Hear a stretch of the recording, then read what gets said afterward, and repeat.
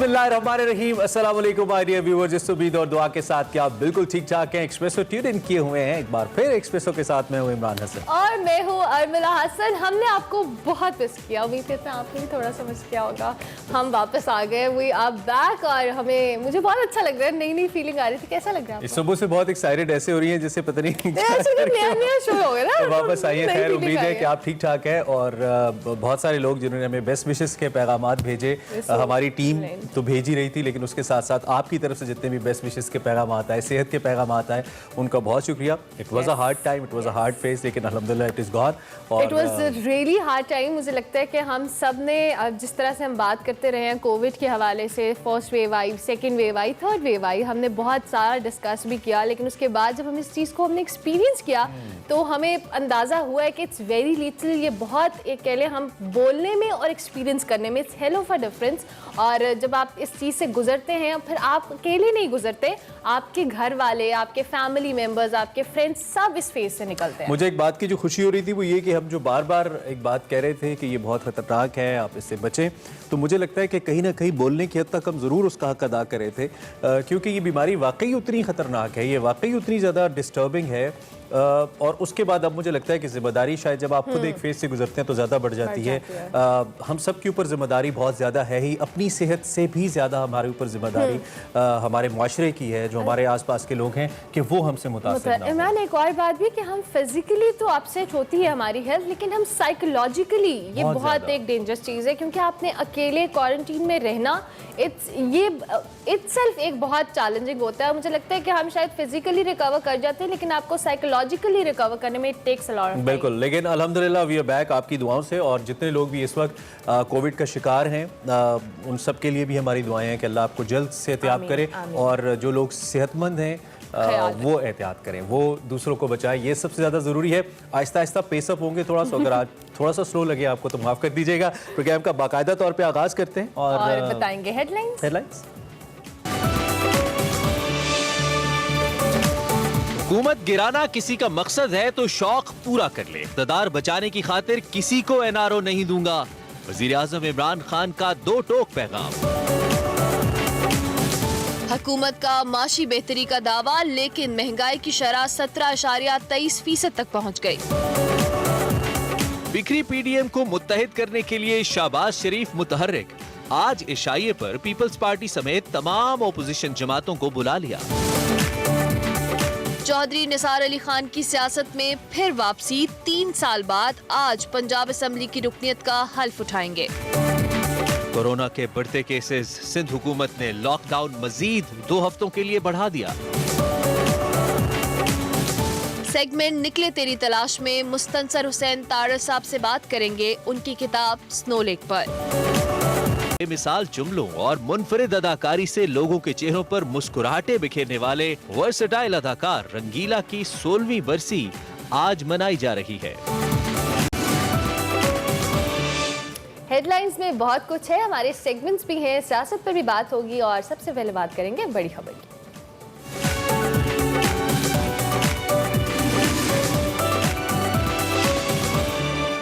जनाब, ईद के बाद मुल्की सियासत में शदीद हलचल दिखाई दे रही है। पाकिस्तान तहरीक इंसाफ में जहांगीर तरीन ग्रुप सामने आया।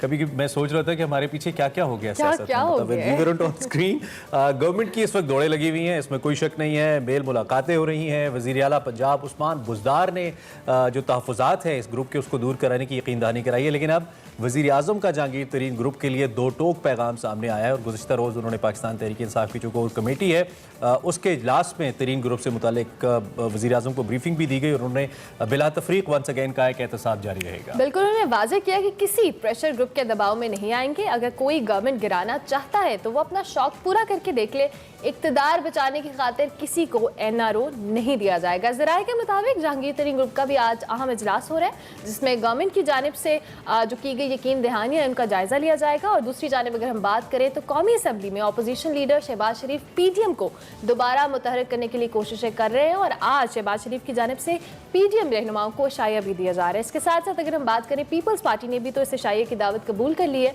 और इस सिलसिले में बाकायदा पार्टी का वफ्द भी तश्कील दिया गया है। और सबसे बढ़कर जो आज की इंपॉर्टेंट और हॉट न्यूज़ है, चौधरी निसार अली खान जो है वो 3 साल के बाद दोबारा सियासत में मुतहर्रिर होने का अगर ऐलान मैं ये किया। कहूँ कि चौधरी निसार को 3 साल के बाद असेंबली का ख्याल आ ही गया तो गलत नहीं होगा, क्योंकि ओबियसली अपने हल्के को वो रिप्रेजेंट करते हैं और उनके तहफ़्फ़ुज़ात मौजूद थे। वो कहते थे कि अगर मुझे लोगों ने सूबाई असेंबली में वोट दिया तो कौमी असेंबली में क्यों नहीं दिया, तो उनका एतराज़ इसके ऊपर था कि मुझे दूर किया गया इस प्रोसेस से। खैर आज के हवाले से खबर है कि वो भी पंजाब असेंबली की रुकनीत का हलफ उठा रहे हैं। उनका कहना है कि इसका मकसद जो हल्के के सियासी हालात और महरक़ात हैं उसको कंट्रोल करना है, लेकिन वो किस हद तक कंट्रोल कर पाएंगे ये एक दिलचस्प सवाल इस वक्त मौजूद है। बहरहाल जो इस वक्त हमारी एक्सप्रेस अखबार की हेडलाइन है वो हुकूमत के हवाले से एक बार फिर इमरान खान साहब के सज़्म का याद है जी। वो ये कह रहे हैं कि हुकूमत जाती है तो जाए, हम ब्लैकमेल नहीं होंगे, एनआरओ नहीं देंगे, एनआरओ नहीं देंगे, बिल्कुल हम ब्लैकमेल नहीं होंगे। और ये उन्होंने कल बड़े 2 टोक अल्फाज में कहा और ये बार बार वो कहते आ रहे हैं कि जो मर्जी कर लें, मैं ब्लैकमेल नहीं होऊंगा, मैं एनआरओ नहीं दूंगा, मैं उसी तरह से आया था। बावजूद इसके कि लोधरा के अंदर उन्होंने कुछ इंतजामी अफसरान के तबादले किए हैं, जो खबरें इस वक्त मीडिया की जीनत है, और भी कई ऐसे मामला आज के दिन में हो सकते हैं। आज का दिन एक्चुअली बड़ा इंपॉर्टेंट है सारी सूरत हाल को लेकर। और इमरान खान साहब कहने के बावजूद भी वो कहते हैं हुकूमत जाती है तो जाए, वो ये अफोर्ड कर नहीं सकते। तकरीबन 40 के करीब जो मेम्बरान असम्बली है, जिसमें सबसे बड़ी तादाद कौमी असम्बली के मेम्बरान की है, तो वो ये अफोर्ड कर नहीं सकते। लेकिन उसके बावजूद अब वो कहते हैं तो इसको देखना होगा कि क्या सूरत हाल सामने आती है। इसके अलावा KPK में उनको जो बल्दियाती इंतखाबात हैं और जो इलेक्ट्रॉनिक वोटिंग है इस पर भी प्राइम मिनिस्टर को ब्रीफिंग दी गई और उनको बताया गया कि ये प्रोसेस किस तरीके से आगे बढ़ेगा। दूसरी जानिब इस वक्त हमें डॉक्टर फिरदौस आशिक अवान साहिबा ज्वाइन कर रही हैं, उनसे ज़रा बात करते हैं, सीनियर तहरीक इंसाफ की। उनसे पूछते हैं कि उनका दिन आज का जो है वो कितना समझती हैं कि उनके लिए हैवी आज का दिन। डॉक्टर साहब बहुत शुक्रिया आज आपने हमें ज्वाइन किया। एक तो ये कि पॉलिटिकली ओबियसली बड़ी मुश्किल इक्वेशन तो है आपके लिए, लेकिन दूसरी जानिब कल फिर वज़ीर आज़म ने सज़्म का यादा किया कि एनआरओ नहीं देंगे, घबराएंगे नहीं। तो आज का दिन बड़ा अहम है। आज का दिन सबसे पहले आप कैसे देख रही हैं being a important leader of Tehreek Insaf? देखिए, पहली बात तो ये है कि वज़ीर आज़म पाकिस्तान ने कल कोर कमेटी की मीटिंग में बरमला जो है इस कदम को दोहराया है कि पाकिस्तान तहरीक इंसाफ जो है वो इत्तेसाब और इंसाफ पे यकीन रखती है, और इत्तेसाब और इंसाफ जो पाकिस्तान तहरीक इंसाफ के मेन जो है वो पैरामीटर्स हैं और मैनिफेस्टो का अहम तरीन जुज़ है। तो हुकूमतों को बचाने के उस सोच के तहत हम अपने इन 2 असूलों पे कंप्रोमाइज नहीं कर सकते। अक्रॉस दी बोर्ड एहतसाब होगा, no one is above the law, और 2 नहीं 1 पाकिस्तान का जो नारा लगाया है, ठीक है, उसको अमली तौर पे हम यकीनी बनाएंगे। उसके लिए हमें हुकूमत ही क्यों ना छोड़नी पड़े। ठीक है डॉक्टर साहब, साथ साथ एक सॉरी मैं आपको इंटरप्ट कर रही हूँ, ये वज़ीर आज़म साहब ने ये भी कहा कि हम किसी प्रेशर ग्रुप पे के दबाव में नहीं आएंगे, अगर कोई हुकूमत गिराना चाहता है शौक पूरा कर ले। ये मैसेज उन्होंने किसको दिया है? देखिए, ये कोर कमेटी में बरमला उन्होंने इस बात का इजहार किया है कि मुझे हुकूमत नहीं, मुझे अपने असूल अजीज है, मुझे अपनी जो है वो अपने वोटर्स के साथ की गई कमिटमेंट अजीज है, और मैं मुझे कोई ब्लैकमेल करेगा या प्रेशराइज करेगा तो मैं उसके आगे घुटने नहीं देखूंगा। मुझे हुकूमत छोड़नी पड़ी, हुकूमत चली जाए, लेकिन मैं किसी सूरत भी पीछे नहीं हटूंगा और किसी के साथ ना इंसाफी की नहीं होगी। साथ उन्होंने ये भी कहा कि ये कैसे हो सकता है कि जिसकी बुनियाद इंसाफ पे रखी गई जिस पार्टी की, वो किसी के साथ ना इंसाफी करे या होने से, तो ना इंसाफी भी नहीं होगी और किसी के साथ ज्यादती भी नहीं होगी, फेवरेटिज्म भी नहीं होगा, नेपोटिज्म भी नहीं होगा, मेरिट होगा और अच्छा, मेरिट पे मबनी फैसले होंगे। डॉक्टर साहिबा, बड़े पुराने सियासत के खिलाड़ी, नून लीग के सीनियर रहनुमा इमरान खान साहब के देरी ना दोस्त चौधरी निसार अली खान साहब आज बाकायदा तौर पर इस पार्लियामेंट्री प्रोसेस का हिस्सा बनेंगे। और सबसे बड़ी खबर आज की यही है, कुछ लोग उनको उस्मान बुज़दार साहब का मुतबादिल करार दे रहे हैं और इस पर काफ़ी ज़्यादा चहमगोइयाँ भी हो रही हैं। इसको आप निगेट करती हैं या आने वाले वक्त में आप समझती हैं कोई ऐसी पॉलिटिकल इक्वेशन बन सकती है? इस पर क्या राय है आपकी? देखिए, पहली बात तो ये है कि कोई भी अवामी नुमाइंदा जो अवाम से वोट लेता है, ये उसकी तौहीन होती है उस मैंडेट की कि अगर वो वोट ले ले, अवामी नुमाइंदा होने का टाइटल लगा ले, लेकिन जो उसकी अपनी जिम्मेदारियां हैं उसको पूरा ना करे और वो घर बैठ जाए। इस हवाले से चौई निसार का मैदान में आना जो है, ये एक जमहूरी अमल का एक इंतहाई आसान कदम है, लेकिन कि वो अवामी नुमाइंदा अवाम को जवाब दे हो और आए असेंबली में आए और अपनी जिम्मेदारियां अदा करे। लेकिन जो उसके साथ जुड़ी दूसरी कहानी है वो सिर्फ और सिर्फ प्रोपेगेंडा है। और उस्मान बुज़दार साहब को, चाहे निसार हूँ या कोई भी और हो, किसी से कोई खतरा नहीं है, वो अपना टेन्योर पूरा करेंगे और अल्टीमेटली जो पंजाब के अवाम है उनको पाकिस्तान तहरीक इंसाफ की प्लेटफॉर्म से इंशाल्लाह हम डिलीवर करके उनसे तमाम जायज जो मसाइल और मुश्किलात है उनका तदारक करेंगे। और जो डिस्ट्रिक्ट डेवलपमेंट पैकेज है वो हर जिले में जाके वज़ीर आला जो है वो अवाम के दुखों का मुदावा कर रहे हैं, उनका हक उनकी। ठीक है, अच्छा एक बड़ा इल्जाम आपकी जमात के ऊपर लग रहा है और ये मुसलसल लग रहा है, लेकिन ऊपर आप लोग कोई डिनाइल नहीं दे रहे हैं, वो ये है कि मुख्तलिफ तरक्याती जो मंसूबे आप लोग खासतौर पे हाउसिंग स्कीम्स के हवाले से शुरू कर रहे हैं कि जी ये तो कोई 2012 का है, कोई 13 का है, इस तरह की बातें हो रही हैं। एक तो इसको आपकी ऑफिशियली गवर्नमेंट के प्लेटफॉर्म से कुछ क्लियर नहीं किया जा रहा नंबर 1। नंबर 2, ये जो इस वक्त पॉलिटिकल कहना चाहिए एक शोरिश की सी सूरत हाल है, डॉक्टर साहब आप इससे निकल क्यों नहीं पाते? आप लोग सारे इतने सीनियर सियासतदान है तहरीक इंसाफ के अंदर, 3 साल अब तो हुकूमत को भी हो गए आपको, उसके बावजूद आपका वोटर भी और दूसरी जमातों का वोटर भी यानी कि सियासी वर्कर वो परेशान है कि दीगर मसाइल पे तवज्जो कम है और सियासी जोड़ तोड़ ज्यादा है। ये इससे हम निकल क्यों नहीं पा रहे अभी तक? देखिए, तारीख की जो है ना सबसे स्ट्रॉन्ग अपोजिशन जो है वो पीटीआई के हिस्से में आई है और इससे पहले जो हुकूमतें रही हैं उनको 2/3 अक्सरियत दस्तयाब रही है।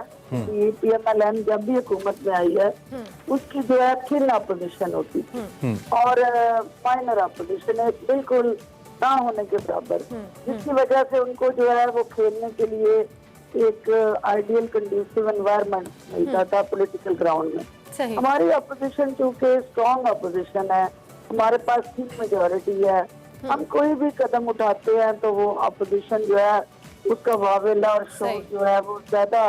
डॉक्टर साहब आपने ऑपोजिशन की बात की, पीडीएम जाते जाते एक छोटा सा कमेंट लेना चाहेंगे। शहबाज शरीफ साहब पीडीएम को दोबारा से जो कह लें जोड़ने की कोशिश कर रहे हैं, शाया भी दिया है, बिल्कुल पीपल्स पार्टी ने भी शाया की दावत कबूल की है, क्या कहेंगे इस हवाले से? पीडीएम दोबारा से जुड़ पाएगी? टूटा हुआ शीशा जो है वो किरती हो जाए तो उसको जितनी मर्जी अल्फी लगा ले वो नहीं दिखता, लेकिन उसमें अक्स बहुत से नजर आते हैं डॉक्टर साहिबा। और उसके अंदर जब टूटे हुए शीशे को जोड़ते हैं तो जितने उसके पीछे जुड़ते हैं उतने ही उसमें डिफरेंट चेहरे नजर आते हैं। शीशे भी टूटे हैं डॉक्टर साहब, दिल भी बड़े टूटे हैं। तो ये किरती जो पीडीएम है, शहबाज शरीफ जितनी मर्जी अल्फी लगा ले, जो मर्जी कर ले, उसको जोड़ नहीं पाएंगे क्योंकि जो दिलों को क्रैक पड़े हैं ओवरऑल उनके। राइट डॉक्टर साहब, ठीक, चले बहुत बहुत शुक्रिया आपने हमें ज्वाइन किया और साथ साथ आपके लिए बेस्ट विशेस भी हैं क्योंकि पंजाब में कुछ कोरोना के केसेस 1-2 दिनों में कम हुए हैं, अच्छी इंप्रूवमेंट है, अल्लाह करे इसमें भी आपकी गवर्नमेंट को कामयाबी रहे और सियासी सूरत हाल में तो शुगल लगा ही रहता है, सो हम इस पर बात करते रहते हैं। आपका बहुत शुक्रिया, आपने हमें वक्त दिया अर्ली इन द मॉर्निंग और इस अहम मौजू पर बात की। डॉक्टर फिरदौस आशिक अवान साहिबा, अभी हमें एक ब्रेक लेनी है, ब्रेक के बाद हाजिर होंगे, आप देखते रहिए एक्सप्रेसो।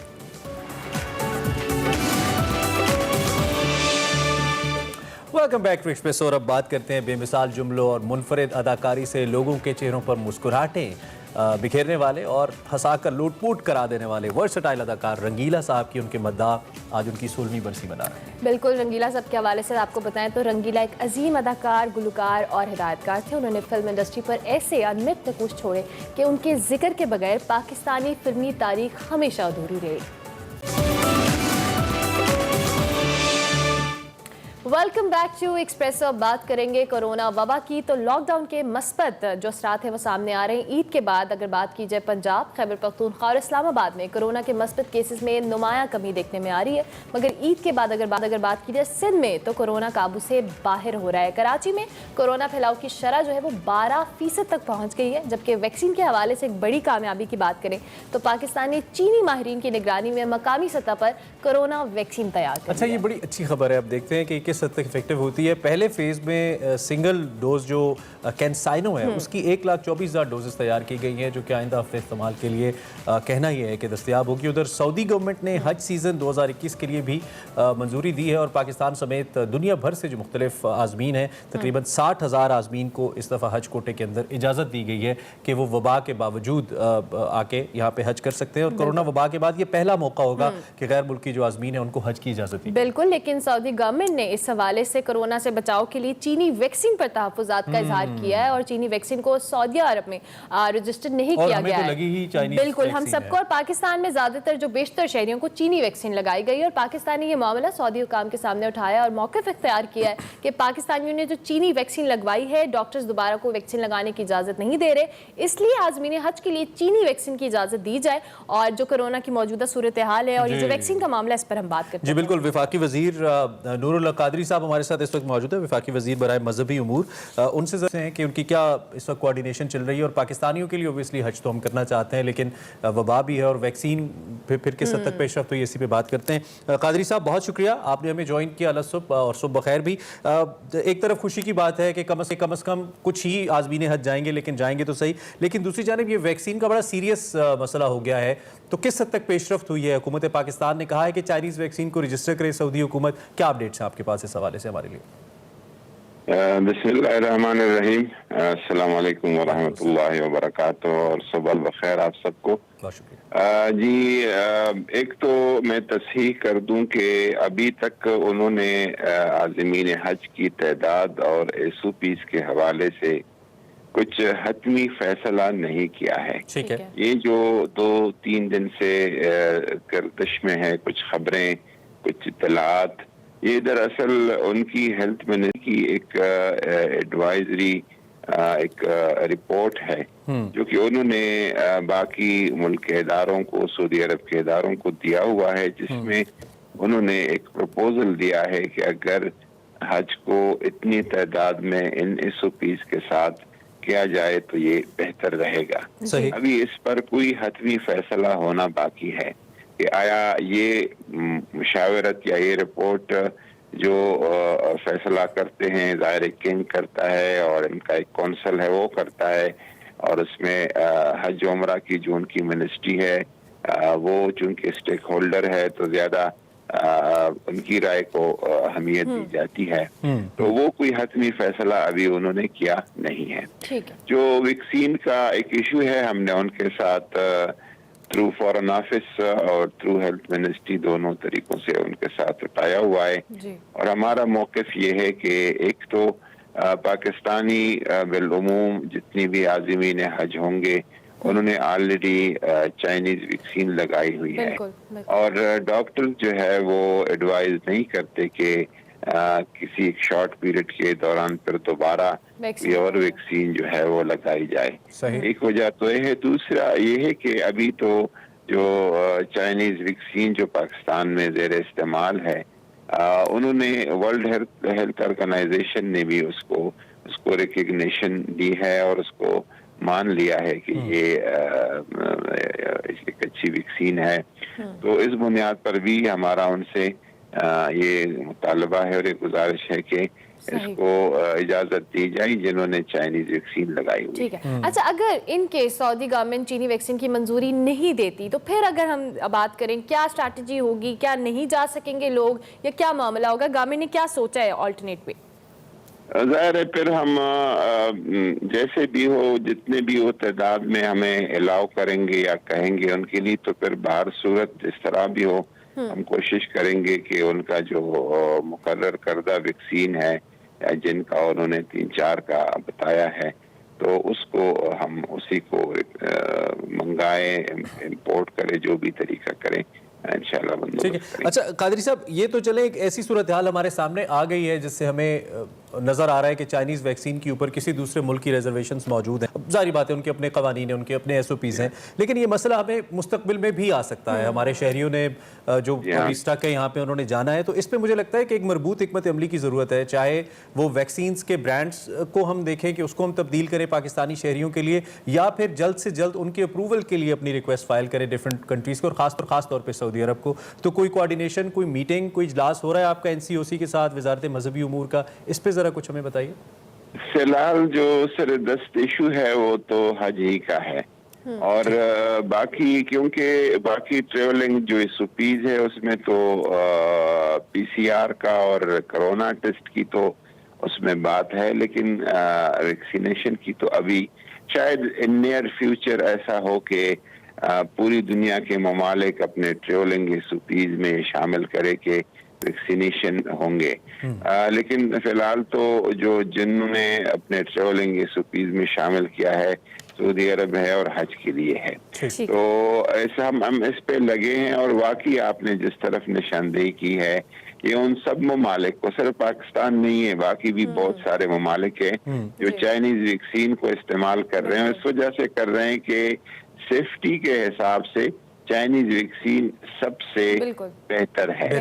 एफिशिएंसी के हिसाब से तो शायद फाइजर और बाकी हैं, लेकिन सेफ्टी के हिसाब से सबसे बेहतर है।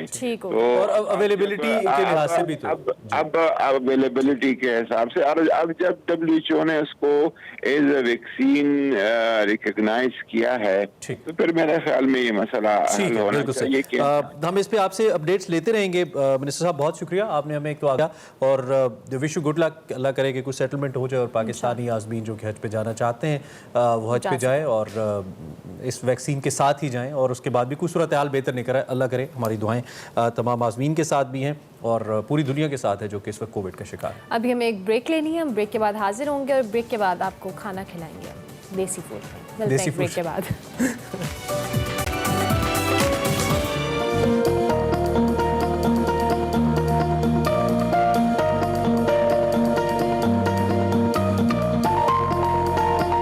नाजरीन, आज मैं आई हूँ समनाबाद मिनी मार्केट में, जहाँ पर है अल रियाज कैफे जो कि 70 साल पुराना है। कैफे से आप ये सोच रहे होंगे कि मैं आज आपको चाय या फिर कोई फास्ट फूड खिलाने जा रही हूँ, लेकिन इस कैफे में ना तो कोई चाय बनती है और ना ही कोई फास्ट फूड, बल्कि यहाँ बनता है टकाटक। ये टकाटक किन मसाला जात में बनाते हैं और किस तरह बनाते हैं, और इनकी ऐसी क्या खास बात है, और ये मजीद और क्या क्या बनाते हैं, चलिए इनसे पूछते हैं।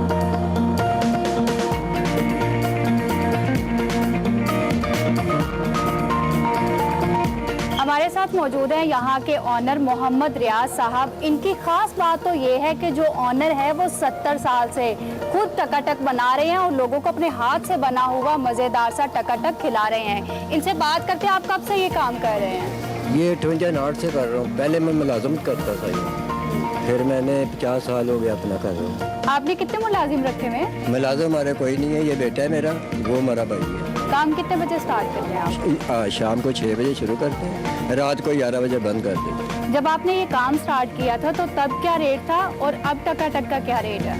अब उस वक्त छोटा गोश्त 2 रुपये 6 आने का किलो का था, तो जो था ना बड़ा गोश्त वो 1.25 रुपये का किलो था। अब ये हो गया 1400 रुपये का किलो, तो गुर्दा कपूरा हो गया है 150 का कपूरा है, और 90 रुपये का गुर्दा बना के देते हैं हमको। उस वक्त 4 आने का बेचते थे, 12 आने का, 4 आने का, 8 आने का, उसमें करीब। माशाल्लाह इतने अरसे से ये काम करे, तो कौन सी मशहूर शख्सियात आई हैं आपके पास? यहाँ पहले फिल्मी सितारे यहाँ रहते थे सारे, वही हमारे से खाना मंगाते थे। ज़्यादा से ज़्यादा 3 रुपये का जो खाना होता था, बहुत खाना होता था 3 रुपये का। अब तो 5000 6000 का भी कुछ नहीं बनता। उस वक्त 3 रुपये का खाना बहुत होता था। यहाँ हमारे साथ रहते थे फिल्म स्टार फरीदा, और सारे फिल्म स्टार ही आते थे यहाँ, तो सारे खाना यहाँ से मंगाते थे, यहाँ ही खाते थे। आप ऐसे कौन से खास मसाला जहाँ यूज़ करते हैं जो लोग आ रहे हैं आपके पास? अल्लाह ताला का शुक्र है, हाथ में ही जायका है, वही लून मिर्च में डालता हूँ, सादा आप देख रहे हैं, और कोई चीज़ में डालता। अच्छा, इधर आपने जो नाम है वो अल रियाज कैफ़े रखा हुआ है। कैफ़े जो तो दिमाग में आता है कि कोई चाय वगैरह की जगह होगी जहाँ पर पिज़्ज़ा वगैरह मिलता होगा, तो इसकी क्या वजह है? चाय आज से 40 साल पहले लगाते थे, फिर हमने छोड़ दी चाय। वो गंद लोग डालते थे अंदर, सिगरेट पीने, चाय गिरानी, वो हमें अच्छा नहीं लगता। टकाटक के अलावा और क्या बनाते हैं? बीफ कीमा बनाते हैं। अच्छा, तो चाम गुर्दा का पूरा होता है बस। ज्यादा डिमांड किसकी है, कीमे की या टकाटक की? या कीमे की भी होती है, तो चाम गुर्दे के पूरे की भी होती है। चलें, बहुत शुक्रिया आपका। नाजरीन, यहाँ पर एक नहीं बल्कि बहुत सारे कस्टमर टेक अवे के लिए आए हुए हैं। चलिए इनसे बात करते हैं। आप कहाँ से हैं? जी, मैं जौहर टाउन से हूँ। आपने सारा जौहर टाउन छोड़कर जहाँ पर इतने मज़ेदार खाने मिलते हैं, तो आप यहाँ ही क्यों आए हैं खाना खाने? एक्चुअली इनका जायका की वजह से आते हैं, 4-5 साल से इनके पास आ रहे हैं। जायके की बिना पर आते हैं कि जायका इनका बहुत अच्छा है, तो इस वजह से इनके पास आते हैं। आप कहाँ से आए हैं? मैं समनाबाद के रहायशी हूँ। समनाबाद के रिहायशी हैं। तो कितना अर्सा हो गया आपको यहाँ से टकाटक ले जाते? मैं ये गवर्नमेंट सेंटर मॉडल स्कूल में था 6th क्लास में, उस वक्त से इनके पास आ रहे हैं हम। इनके टकाटक की क्या खास बात है? इनकी ये जो चांप है, मगज़ है, उसके बाद अलावा ये गुर्दे इनके बहुत अच्छे हैं, दिल बहुत अच्छा है। ये बहुत अच्छी बनाते हैं इसकी ना टकाटक जो है, काली मिर्च में बनाते हैं, बहुत टेस्टी है। मसाला बिल्कुल ठीक होता है। हम तो नॉर्मली खाते हैं, हम ब्लैक पेपर में खाते हैं। तो ये बताएं कि आप टकाटक में ज़्यादा क्या ऐड करवाते हैं? हम ज़्यादा करवाते हैं इसमें गुर्दे और साथ दिल वगैरह, और साथ चांप और मगज़, ये मिक्स करवाते हैं। कैसा टेस्ट लगता है यहाँ? बहुत अच्छा टेस्ट लगता है, बहुत मज़ा आता है खाने में, इसलिए हम हफ्ते में 1-2 दफ़ा इधर आते हैं। कहीं और से आपने टेस्ट किया टकाटक? हाँ, कोई है? लक्ष्मी चौक से किया है, 1-2 जगह और से किया मन मार्केट, लेकिन इसका टेस्ट ज़रा अच्छा है, इसलिए हम इधर आते हैं।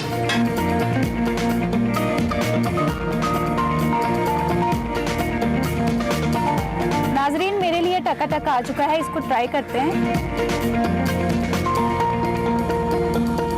ये वाकई बहुत ज़्यादा जायकेदार है, आप लोग भी एक बार ज़रूर ट्राई करें। मिलते हैं अगले नए देसी खाने के साथ। अल्लाह हाफिज।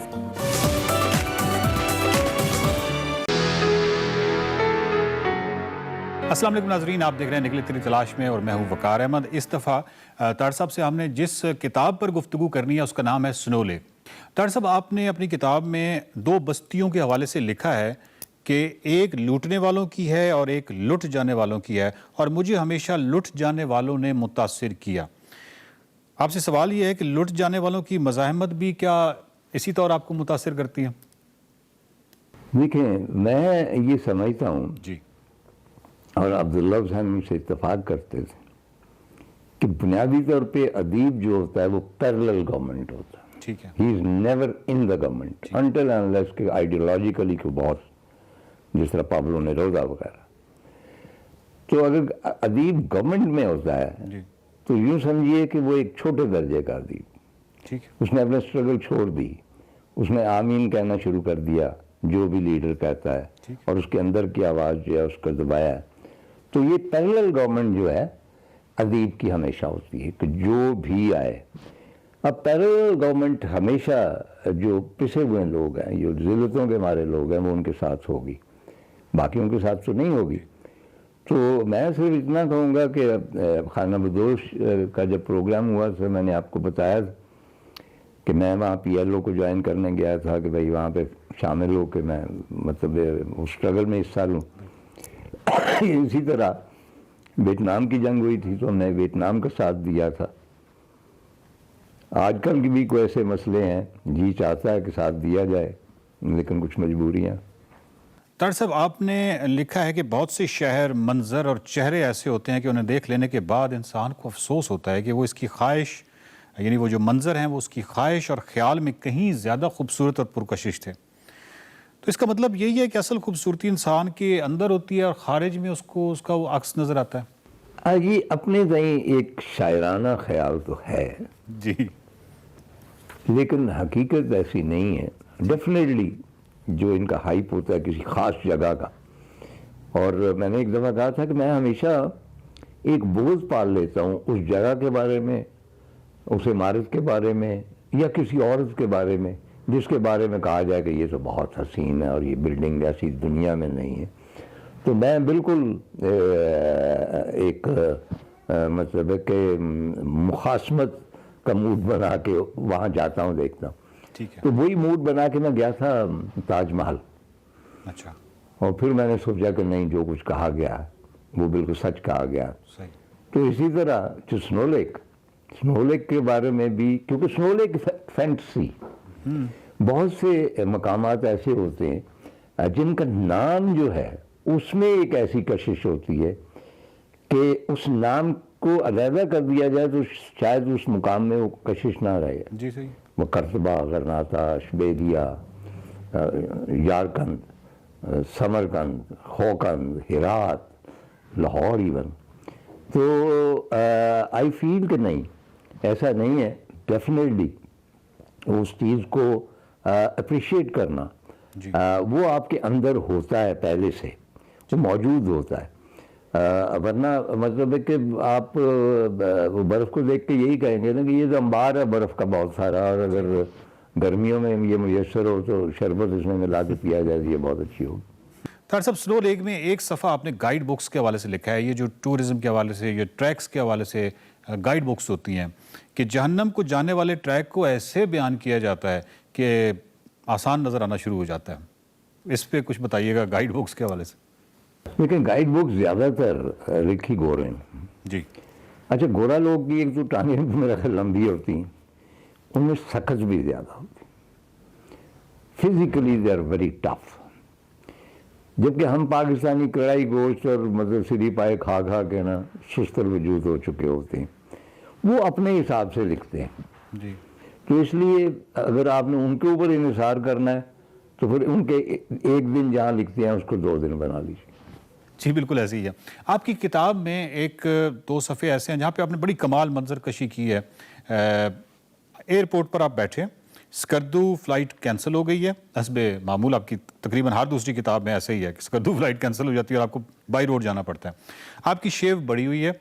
सऊदीया फ़्लाइट से आने वाले आपको पहचान जाते हैं और कहते हैं कि हमारे यहाँ फ़नकारों की ज़रा कदर नहीं है, और हद तक कि आपको इमदाद की देने की भी ऑफ़र करते हैं। तो ये क्या किस्सा था? ये आपने खूब याद दिलाया, क्योंकि जब आप जाते हैं स्कर्दू फ़्लाइट कैंसिल हो जाती है, आपके पास सामान भी है क्योंकि आपने एक्सपीडिशन पे जाना है जी, और साथी भी हैं, और अब पॉसिबिलिटी बहुत कम हो गई है कि अगले रोज़ आपको फ़्लाइट मिले, वही टिकटें वगैरह मिले। तो आप दुनिया के बेचारे तरीन और गरीब तरीन और यतीम तरीन शख्स नज़र आते हैं। तो मैं उस हालत में फर्श पे अपना रखे वो रुकसैक टेक लगाए बैठा था, दाढ़ी भी बढ़ी हुई थी। तो सऊदीया से एक फ़्लाइट आई तो उसमें 3-4 लोगों ने मुझे पहचान लिया और यूँ करके आप सुना है। मैंने कहा बड़ा अफसोस है। मैंने कहा सर किस बात का अफसोस है? हमारी हुकूमत, हमारी आवाम आपकी कदर नहीं करते, आप यूँ फ़कीरों की तरह बैठे हुए हैं, तो आप हुक्म करें तो हम कुछ मदद कर दें। बाकी मैं फ़कीर ही लग रहा था उस वक्त। तो फिर मैंने उन्हें समझाया कि मुझ पर ये बिपता गुजरी। तार साहब, हानोचल, सस्सी, शंगस, डम्बोदास और सस्सी की आबशार, आपने हर सफ़रनामे में स्कर्दू रोड की खौफनाकी का नक्शा खींचा है। आजकल आपको मालूम है कि स्कर्दू रोड जो है उसको चौड़ा किया जा रहा है। क्या आने वाला कारी ये नहीं कहेगा कि तार साहब ने बहुत ज़्यादा मुबालगा किया और स्कर्दू रोड कोई ऐसी ख़तरनाक भी नहीं है? नहीं, आने वाला कारी बल्कि मैं उसके लिए महफूज कर रहा हूँ। ठीक है। जो ओरिजिनल नॉर्थ है जी, जैसा कि ये था जी, बल्कि हो सकता है कि आने वाला कारी जब बड़े आराम से गिलगित से स्कर्दू पहुँच जाए तो वो कहे कि ये तो कोई सफ़र नहीं है। जिस तरह आज आप शमशाल पहुँच जाते हैं 2-2.5 घंटे में, हम 2 दिन में गए थे जी। इसी तरह बाकी भी सफ़र कम हो रहे हैं, ऑटोमेटिक है। कागान आप जिस तरह गए हैं, हाईवे बनी हुई है, तो मेरा ख्याल है कि वो एक रिकॉर्ड है कि जैसे कि बस्तियाँ हुआ करती थीं। तार साहब, झील सतपारा अब झील सतपारा नहीं है। आपने जिस झील का नक्शा अपनी तहरीरों में खींचा है और बड़ा कमाल खूबसूरत नक्शा खींचा है, वो झील अब डैम बन चुकी है, और डैम लफ्ज़ का ज़हन में आती ही वो सारी रूमानियत सी उड़ जाती है। तो आने वाला कारी तो आपकी बयान की हुई जो सतपारा झील है उसको तो वो ढूंढता रह जाएगा। आपको इसका एहसास है? जैसे अब मैंने फेरी मेडोज़ को जो बयान किया है, जी जी, तो मैं तन्हा था 30-35 साल पहले फेरी मेडोज़ में, और कोई भी नहीं था। तो वो उसकी जो रातें थीं फेरी मेडोज़ की, जो सितारे गिरते थे बाकायदा आपके बदन पर, और आपका ख्याल था कि शायद उनमें अगर थोड़ी सी तपिश है तो आपका जो लिबादा है उसमें छेद हो जाएंगे, वो इतने करीब होते थे और जितनी खामोशी होती थी। और फेरी मेडो के जंगल में जो तिलिस्म था, एक जादू तैरता फिरता था और उस जादू को आप महसूस करते थे वो झरनों में और कदीम दरख्तों में। सैकड़ों सालों के कदीम दरख्त थे, वो तो सब ज़ाहिर हो गया ना। अब रोज़ाना 1000 के करीब वहाँ पे लोग जाते हैं। लेकिन ये है कि जितने भी लोग जाते हैं जो मुझे पढ़ते हैं, तो एक वो फेरी मेडो देखते हैं जो आज एक उनकी फैंटेसी में होता, और वो फैंटेसी मेरी किताबों से उन्होंने हासिल की होती। और मेरा ख्याल है कि वो उनको हेल्प करता है उस फेरी मेडो को एंजॉय करने का। वो फैंटेसी जो है वो हावी होती है जब वो हकीकत को देखते हैं। जिस तरह आप किसी भी हिरात में सुन आप जाते हैं, तो हिरात बिलीव मी कि बहुत ही ऑर्डिनरी सा कस्बा है, और हमारे पत्तों की या कसूर वगैरह उससे बहुत आला दर्जे के कस्बे हैं अगर देखा जाए। लेकिन उसके साथ उसकी तारीख़ होती है, तैमूरी तारीख़ होती है, बेकारा मदरसा होता है, और उसका पूरा पर्सपेक्टिव होता है हिस्ट्री में। आप उस पर्सपेक्टिव को एंजॉय करते हैं, आप जो कुछ मौजूद है उसको तारीख़ की आंखों से बसा हुआ देखते हैं।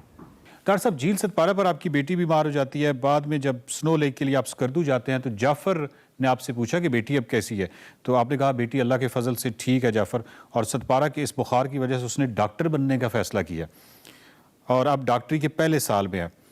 तो सर अब तो वक्त बहुत गुजर चुका है, एनी ने किंग एडवर्ड से MBBS किया, फिर अमेरिकन मेडिकल की तालीम वगैरह हासिल की, तो बेटी के बारे में बताइए और अपने और बेटी के जो ताल्लुक़ है उसके हवाले से बताइए, क्योंकि हम जानते हैं कि बस आपकी जान जो है वो आपकी बेटी में है। मैं ये समझता हूँ कि जिनकी बेटियाँ नहीं होती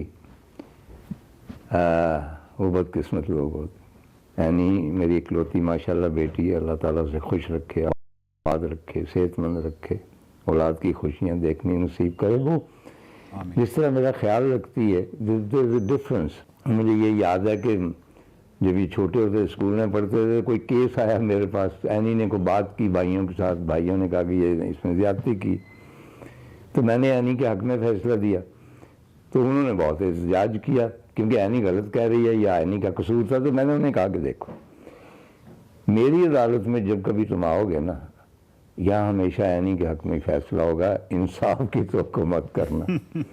ये एक, लेकिन वाह वाह वाह, उसका जो है मेरे साथ जो अटैचमेंट है, बल्कि बेटी वकार एक दूसरी माँ होती। एक माँ जो मेरी बिछड़ गई ना, वो उसने उसकी जगह ली है। वो फ़र्क थोड़ा सा ये होता है कि वो माँ बहुत काइंड थी, बहुत मोहब्बत करने वाली थी, ये डिक्टेटर होती। मैं कहता हूँ कि बेटियाँ ब्लैकमेलर होती, मोहब्बत की ब्लैकमेलर। तो जिस तरह वो ख्याल रखिए, अभी पिछले दिनों आपको मालूम है कि मैं थोड़ा सा लील था, मेरे लिवर में कुछ मसला था। वो हर साल में जाता था अमेरिका, वहाँ से वो एंडोस्कोपी के ज़रिए उसको ठीक हो जाती थी। इस दफ़ा कोविड की वजह से नहीं गया, तो सिलसिला शुरू हो गया, आई वाज क्वाइट इल, बुखार वगैरह। वो पता नहीं कितने कष्ट काट के अकेली पहुँची वहाँ से, और यहाँ 10 दिन रही है और मुझे ठीक करके गई। बाकी ये है कि भाई ऐसे ही एक जगह, चूँकि मैंने लिखा है, मैं कह देता हूँ कि एट टाइम्स जब आप महसूस करते हैं कि आप में भारत और रुखसत होना, तो उसमें सबसे ज़्यादा जो है, हालांकि मैं तो नहीं होगा देखने, वो जो मुझे पहुंचता है एक सदमा और एक जो नाकाबिले बर्दाश्त मुझे दुख पहुंचता है, वो ये कि भाई बेटी बहुत रोएगी। तो मैं दुआ हमेशा करता हूँ ऐसे कि या अल्लाह जब भी मुझे ले जाना है एक दिन बाद ले जाना, ताकि वो एक दिन कम रोए। तार साहब से हमारा गुफ्तगू का सिलसिला जारी है स्नो लेक पर। स्नो लेक जो है वो बड़ा ही एक सनसनीखेज तजर्बा है, इस किताब को पढ़ना बजाते खुद एक बड़ा सनसनीखेज तजर्बा है। स्नो लेक जो है वो ब्याफोर हिस्पर ग्लेशियर पर मुश्तमिल है और ये 120 किलोमीटर का ट्रैक है जो कि दुनिया का मुश्किल तरीन ट्रैक कहलाया जा सकता है। और ये ट्रैक जो है वो तार साहब ने किया। इस पे हम यकीनन तार साहब से सवालात का सिलसिला जारी रखेंगे। देखते रहिए निकले तेरी तलाश में।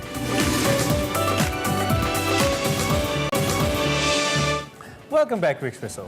अब बात करेंगे मईशत की, तो पाकिस्तान की मौशी तरक्की से मुतल्लिक स्टेट बैंक, IMF और वर्ल्ड बैंक समेत तमाम आलमी इदारों के अंदाजे गलत निकले। एकदम गवर्नमेंट ने GDP में रिकॉर्ड इजाफे का दावा कर दिया है। वज़ीर आज़म समेत एक के बाद एक वजीर मौशी तरक्की का ऐलान कर रहा है और गवर्नमेंट की जानिब से मुबारकबादें भी दी जा रही है। बिल्कुल, और खुशियाँ भी मनाई जा रही है। ये दावा किया जा रहा है कि गवर्नमेंट की जो मौशी पॉलिसीज़ हैं उसके बेहतरीन नताइज आना शुरू हो गए। गवर्नमेंट के पेश करदा आदादोशुमार की हम अगर बात करें तो उसके मुताबिक जो माशी तरक्की है वो 3.94% पे आ गई है, जो कि अच्छा नंबर है, हम एक्सपेक्ट नहीं कर रहे थे।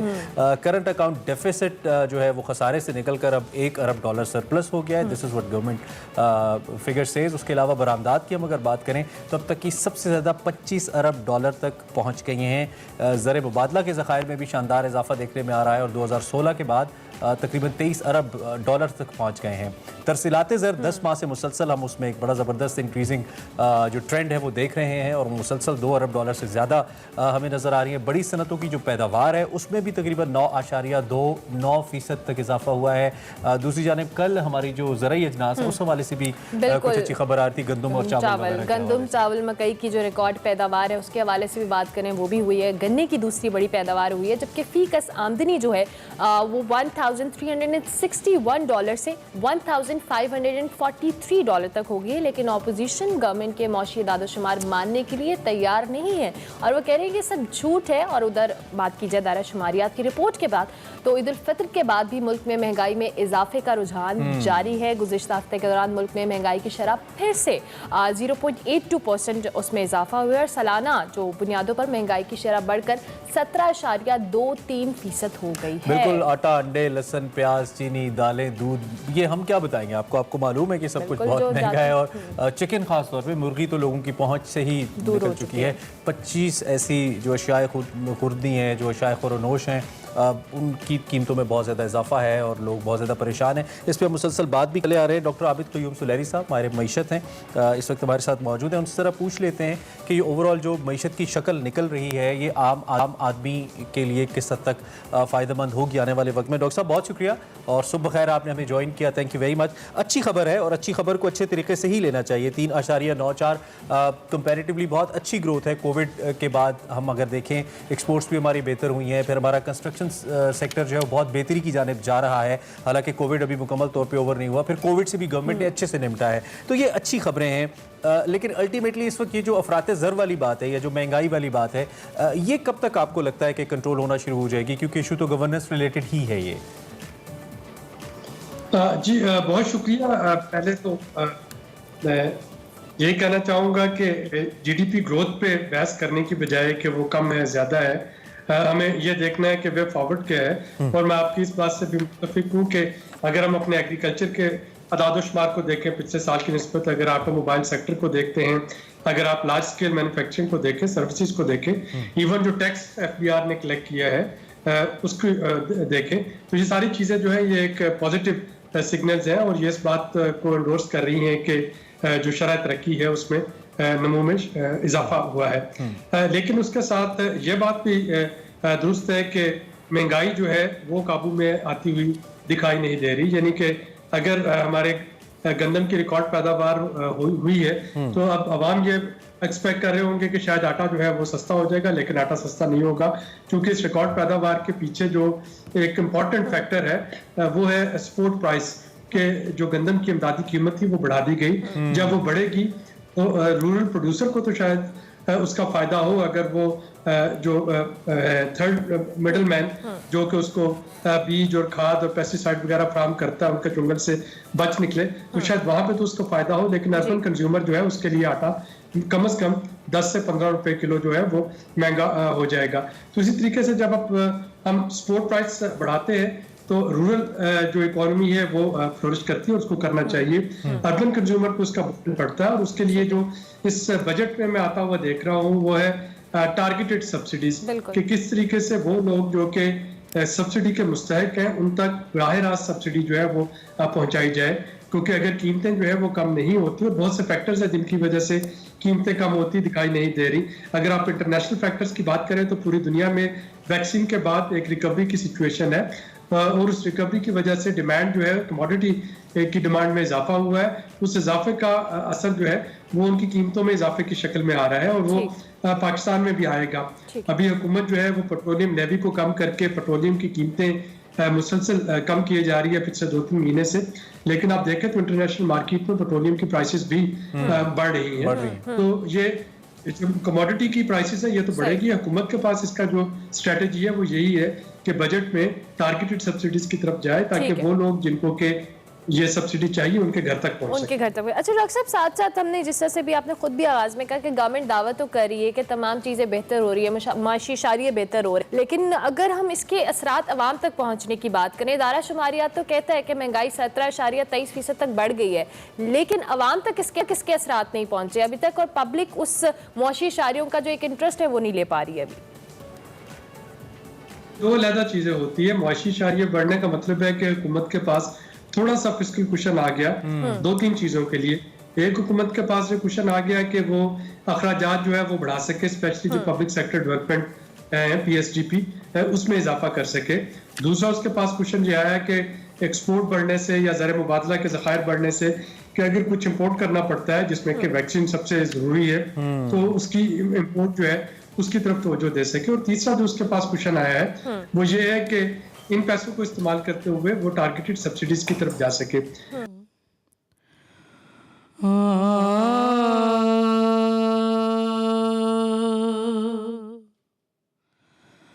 माला माला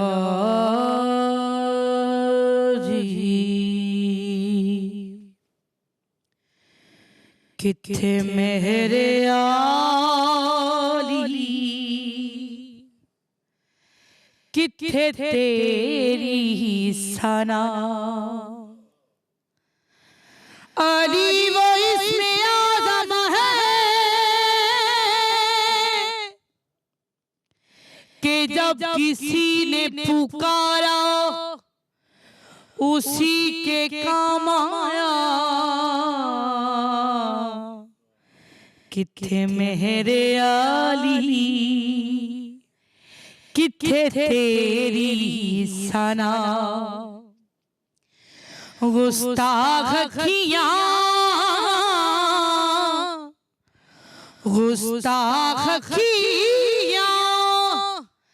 किथे जायड़ियां किथे मेरे अली किथे तेरी सना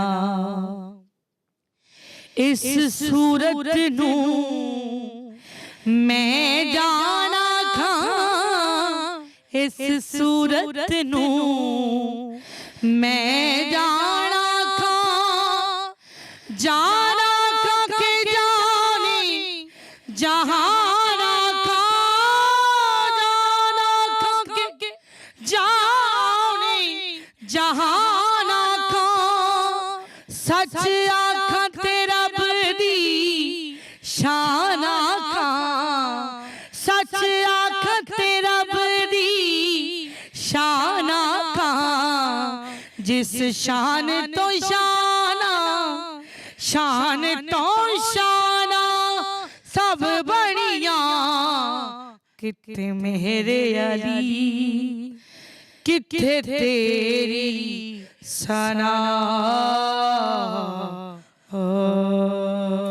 वाह वाह वाह खूबसूरत, बहुत अमेजिंग। तहसीन जबरदस्त। सकीना हमारे साथ मौजूद है इस वक्त और इतना खूबसूरत इन्होंने कलाम पढ़ा, मजा आ गया। मजा आ गया, आंखें खुल गई, सुबह हो गई। कैसी आप? ठीक ठाक हैं? इनको आपको देखकर भी इनके बात करने के अंदाज से इनके कलाम पढ़ने के अंदाज से आपको आबदा परवीन साहिबा की झलक नजर आ रही है। ये उनकी शागिर्द है और आज हमारे साथ एक्सप्रेसो का हिस्सा बनी है। आपको बहुत खुशामदीद करेंगे। बहुत शुक्रिया जी आपका, थैंक यू सो मच। और ये जो अंग मौसीकी ने अपनाया ये हमारा बहुत बड़ा असासा है, क्योंकि हम सिंध में चले जाएं या दीगर हमारे जो एरियाज हैं वहाँ पे चले जाएं, कम सिंगर जैसे सामने आते हैं, लेकिन आपकी आवाज़ में वो माशाल्लाह मैं समझती हूँ कि जो आरफाना कलाम है ये पूरी दुनिया के लिए यूनिवर्सल है, बिल्कुल, क्योंकि पीस की बात है, मोहब्बत की बात है, हम की बात है। तो आप ये बताइए कि उम्मीद तौर पे कैसी होती है सुबह और आज कैसे मुख्तलिफ हुई सुबह आपकी? आज थोड़ा सा जल्दी उठना पड़ा। म्यूजिशियंस के लिए थोड़ा डिफिकल्ट होता है सुबह उठना जी, क्योंकि हमारी रूटीन ऐसे बन जाती है कि रात को लेट सोना और सुबह लेट जागना। तो फिर आपके लिए अच्छा तहसीन, हम आपके करियर के हवाले से ज़रूर जानना चाहेंगे, क्योंकि सिंगिंग का ऑब्वियसली आप में शौक भी होगा, पैशन भी होगा, लेकिन आगाज़ कैसे हुआ आपकी सिंगिंग करियर का? मेरा आगाज़ जो था, मैं बेसिकली जो मेरे वालिद साहब थे वही मेरे उस्ताद थे। अच्छा। तो उनको बड़ा लगाव था इस चीज़ के साथ, आरफाना कलाम के साथ, और कसीदा मरसिया जैसे सब लोग पढ़ लेते हैं वैसे ही मैं पढ़ती थी। अच्छा। लेकिन मेरे वालिद साहब को बहुत ज़्यादा शौक़ था इसका। सही। उनसे ट्रेनिंग मैंने ली और उसके बाद मेरी शादी हो गई। अच्छा। शादी के बाद फिर मेरे मियाँ को बहुत शौक़ था। अच्छा जी। तो मियाँ आपके सपोर्टिव हैं आपके जी करियर? जी बिल्कुल, सब लोग जानते हैं कि जैसे वो ना होते तो शायद ये मैं इस मुकाम पे ना होती। आज आपके सामने ये जो सिन्फ आपने अपनाई है मौसीकी की, इस जाने बहुत कम लोग आते हैं, ये मुश्किल भी है, ये इतनी ग्लैमरस भी नहीं है। अमूमी तौर पे जो लोग गाना गाते हैं वो ज़रा कमर्शियल गाना गाते हैं, ग्लैमरस गाना गाते हैं, तो ये कैसे? मैं समझती हूँ कि ये इतना पाक काम है, इससे पहले इंसान के रूह का वज़ू होना चाहिए। जब इंसान के रूह का वज़ू हो जाता है तो ये काम इतना करीब आ जाता है इंसान के, फिर कोई चीज़ मुश्किल नहीं रहती है। तो मैं ये समझती हूँ कि रूह का वज़ू होना बहुत ज़रूरी है। अच्छा, फिर वो मालिक है, वो किसी का तो रखता नहीं है। आपने कहा वालिद साहब आपके उस्ताद थे, चूँकि बाबाबदा परवीन साहिबा की शागिर्दी में भी उनके साथ, क्योंकि उनका एक बड़ा नाम और जिस तरह से कह रहे वो तो हमारा असासा है पाकिस्तानी इंडस्ट्री, दुनिया एक ही है। तो उनके साथ उनकी शागिर्दी में म्यूज़िक सीखना कैसा एक्सपीरियंस था? मेरी एक दो दफ़ा उनसे मुलाकात हुई, लेकिन मेरी फ़ोन पे बात होती रहती है। तो वो इतनी अच्छी और पाक खातून है कि मैं समझती हूँ कि वो बहुत बड़ी इंसान है, उनसे हर चीज़ ही सीखने को मिल जाती है। दरवेश सिर्फ खातून, बिल्कुल, उनकी एक एक चीज़ हमारे लिए सबक है कि औरत का इस तरह होना ये बहुत मुश्किल बात है। असर कितना होता है इस तरह की मौसीकी जब आप गाते हैं? एक तो आम गाना है ना, वो तो ठीक है, हम कहते हैं कि एंटरटेनमेंट के लिए सुन लिया, अच्छा लगा, शायरी अच्छी, कॉम्पोजिशन अच्छी, लेकिन इसका चूंकि रूहानियत से ताल्लुक है, फिर सूफिया का काम है, फिर बहुत सारे बरसगीर पाको हिंद के अंदर सूफिया ने इसके जरिए बहुत सारे लोगों की जिंदगियां बदली। तो कितना इस हवाले से जरा थोड़ा समय बताइए, कितना ये कैफियत का नाम है। जब तक आपके अंदर कैफियत नहीं होगी आप लोगों तक नहीं पहुंचा सकते। ये कलाम जितना है ये कैफियत का नाम है। मैं ये समझती हूँ कि ये आपके अंदर होनी चाहिए। जब तक आपके रूह के अंदर ये चीज़ नहीं होगी आप लोगों तक नहीं डिलीवर। अंदर की सच्चाई जरूरी है, बिल्कुल, तभी वही गले में आएगी। और वही जितना अच्छा गाती है उतनी अच्छी बातें भी करते हैं। सुर जो है ना वो सिर्फ सच का नाम है, कहते हैं जितने बड़े बड़े कि सुर सच है, सच्चाई है। खैर इस पे बात करते रहेंगे। और हम तहसीन सकीना हमारे साथ हैं, इतने अच्छा इन्होंने आगाज किया, तो अभी हम इनसे बहुत सारी फरमाइशें करने वाले। वक्त तो एक ब्रेक का, ब्रेक के बाद हाजिर हो, देखते रहिए एक्सप्रेसो। आप टीजर देख रहे थे, तहसीन सकीना साहिबा का नया जो कलाम है वो आ रहा है, बोल फकीरा, और उसके हवाले से हम आपसे ज़रूर जानना चाहेंगे। इस कलाम के हवाले से बताएगा, फिर हम फरमाइश भी करेंगे। दी ये बहुत ही मैं समझती हूँ मेरे दिल के बहुत करीब है ये कलाम, और बहुत वर्किंग करके हमने इसको सारा डिज़ाइन किया है। ये यूएसए से एक कंपनी है हुसैन जानी के नाम से। अच्छा। ये 29 को वो इसको अपलोड करेंगे, इस महीने की 29 तारीख को यूट्यूब पे। जी यूट्यूब पे। और बहुत मेहनत की है उन्होंने भी और हमने भी की है।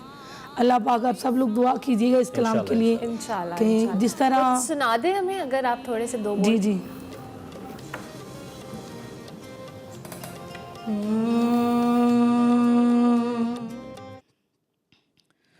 मौला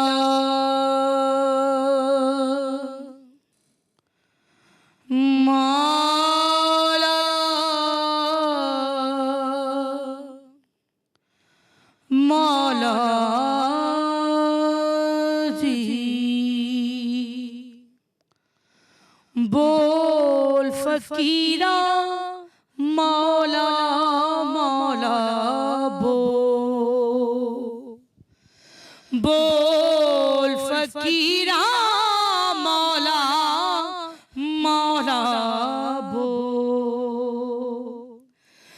बाहिर के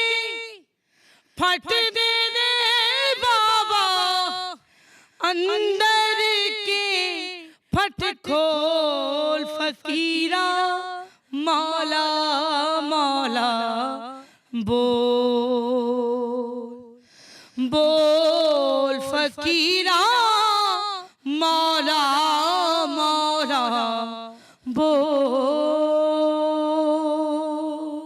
वाह वाह वाह वाह वाह वाह वाह, बहुत खूबसूरत। We are super excited for that, बहुत जबरदस्त। और जी 29 को ये YouTube पर अपलोड होने जा रहा और है। मेरी एक्साइटमेंट इसमें ये है कि क्योंकि सूफियाना कलाम में अमूमी तौर पे लोग पुरानी चीज़ों को दोबारा गा रहे होते हैं, लेकिन तो ये it's a नया new है, one, तो ये नया है और बहुत खूबसूरत है।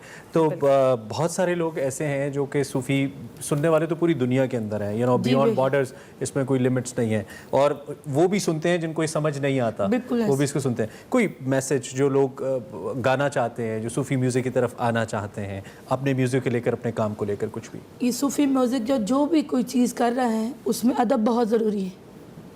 और जो लोग गा रहे हैं, मैं तो सबकी नौकर गुलाम हूँ, मुझसे सब गाने वाले अच्छे हैं और बड़े हैं। मैं सबको ये कहूँगी कि अदब बहुत बड़ी चीज़ है, इसको ना भूलें। और वो आपके किसी भी लिहाज में, किसी भी जगह पे, कहीं भी अदब को नहीं छोड़ना। ज़बरदस्त तहसीन सकीना साहब हमारे साथ मौजूद हैं। हमारे शो का वक्त ख़त्म हो रहा है, हम आपसे इजाज़त लेंगे। इंशाल्लाह आपसे हमारी मुलाकात होगी अब कल, और फीडबैक हमें आपने लाजमी देना है, लेकिन जाते जाते इनको हम ऐसे नहीं जाने देंगे। अच्छा? हम कुछ फरमाइश कर लेते हैं, कीजिए जरूर। यार को हमने जा बजा और फिर भी कह रही थी इनका बड़ा पसंदीदा है, सो जरूर आप हैं और आबदा जी का भी जिक्र है, तो कलाम जरूर से। और इसी नोट पे हम प्रोग्राम क्लोज इजाज़त भी ले कर रहे रहे हैं जी। यार को हमने जा बजा देखा, मुझे तलाश न कर, मुझे तलाश न कर, मुझे तलाश न कर, ज़ौक़े